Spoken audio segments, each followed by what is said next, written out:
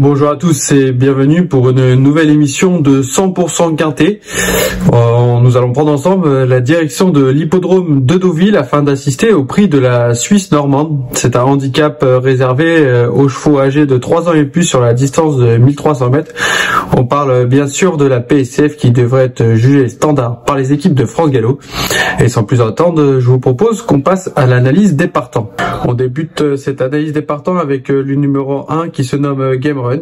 C'est un poulain entraîné par Patrice Cotier. Sa valeur handicap de 43 lui permet d'avoir des ambitions à ce niveau. Et dernièrement, il a échoué sur ce parcours certes, mais il était difficile de revenir ce jour-là. Il faut le reprendre. Cela semble plus compliqué pour le numéro 2, Major O, qui après avoir réalisé un très bel été, n'a pu confirmer en raison des pénalités qui lui ont été infligées. Pour rappel, il est passé d'une valeur de 30,5 à une valeur handicap de 42,5 en l'espace de 4 mois seulement.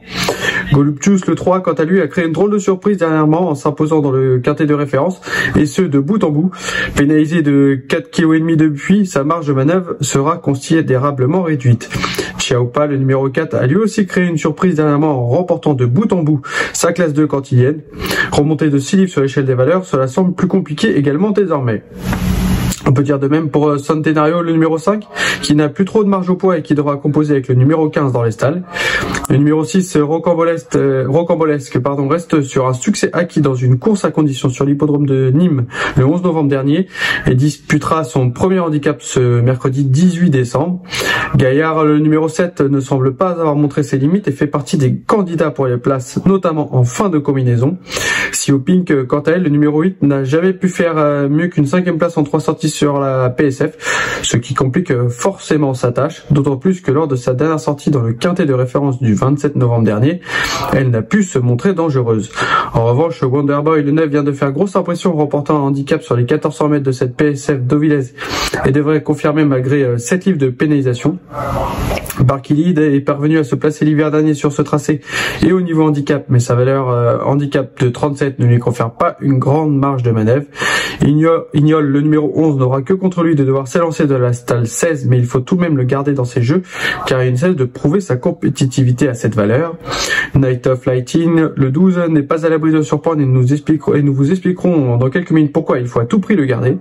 Cela semble plus difficile pour le numéro 13, Malinovka, qui n'a pas au papier de titre assez sérieux pour espérer rivaliser. Rêve de Valarsa, le 14, dispute son premier quintet, mais sa candidature n'incite guère à la confiance. Remonté de presque 10 kg sur l'échelle des valeurs ces derniers mois, Royal Hood n'a plus beaucoup de marge et semble ne pas se plaire sur le sable. Enfin, le 16, Barring True, est en forme puisqu'il vient de triompher à 2 reprises au niveau handicap. Désormais en valeur 35, il est difficile de lui voir une première chance dans ce quintet, mais il tentera de surfer sur sa forme. Allez, après avoir décrypté, passé au crible tous les partants, je vous propose que l'on passe à la deuxième partie de cette émission. Il s'agit du papier.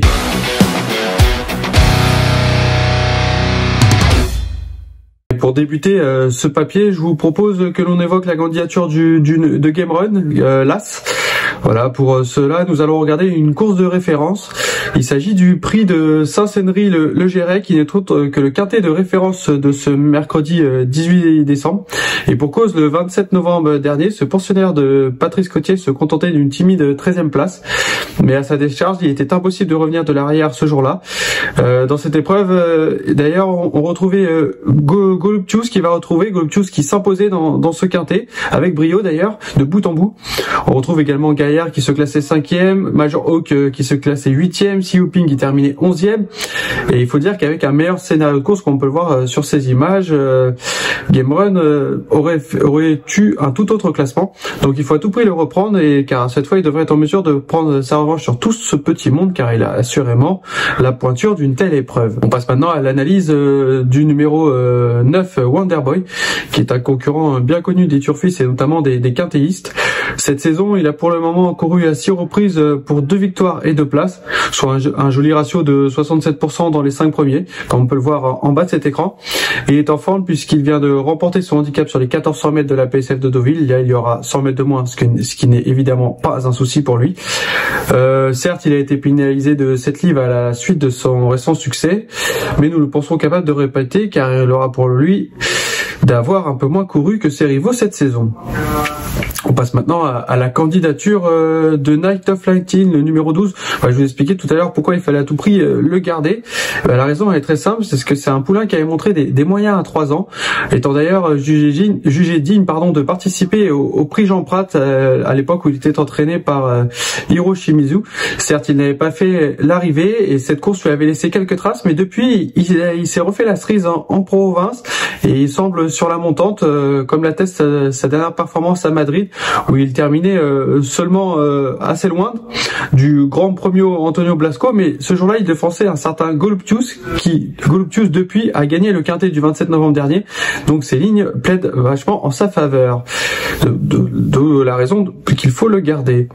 On parle maintenant d'Ignol, le numéro 11, qui est un véritable métronome dans la catégorie des handicaps. Voilà, 11 courses, une victoire, 8 places, soit un pourcentage de réussite qu'il faut 82% dans les 5 premiers, ce qui est assez énorme. Cette fois-ci, il n'aura pas la partie facile car il s'élancera de la stalle 16 sur 16. Voilà, c'est ce qui complique forcément sa tâche.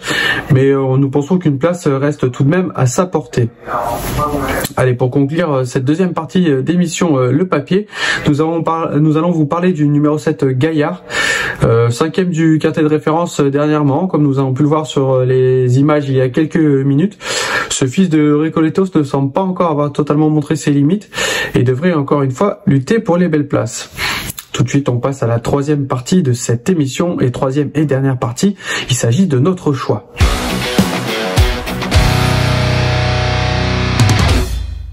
Allez, avant de vous dévoiler notre choix pour ce quintet de ce mercredi 18 décembre 2024 sur l'hippodrome de Deauville, je vous invite à liker, à partager et à commenter cette vidéo afin que l'on échange et que tout le monde propose ses pronostics. Cela aidera toute la communauté des joueurs qui regardent cette émission.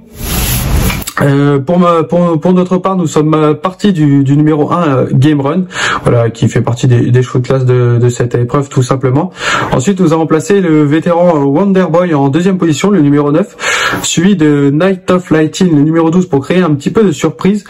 Ensuite, nous avons placé en quatrième position le numéro 11 Ignol et enfin le numéro 7 Gaillard. En chiffres, pour ce quintet de ce mercredi 18 décembre 2024, cela donne As, 9, 12, 11 et 7. Allez, avant de se quitter, je vous incite toujours à liker, à commenter et à partager cette vidéo. Et quant à moi, je vais vous donner un conseil de jeu, toujours sur l'hippodrome de Deauville. Il faudra s'attarder aux chances du 606 The Goodman, qui prendra part à la belle course du jour, le prix Archangle, la deuxième étape du challenge d'hiver Polytraction sur la PSF, voilà, dans la section intermédiaire classique, disputée sur les 2500 mètres. Voilà, The Goodman a été ménagé cette saison, il revient bien comme l'atteste sa récente victoire sur ce parcours. Et je vous incite à le suivre en grande confiance, au moins pour une place sur le podium. J'espère que cette vidéo vous a plu et on se donne rendez-vous pour une nouvelle émission de 100% quintet. Bon jeu à tous.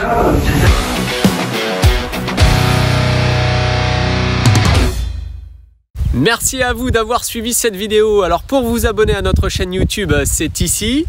Et pour suivre encore plus de vidéos Paris Turf, c'est de ce côté.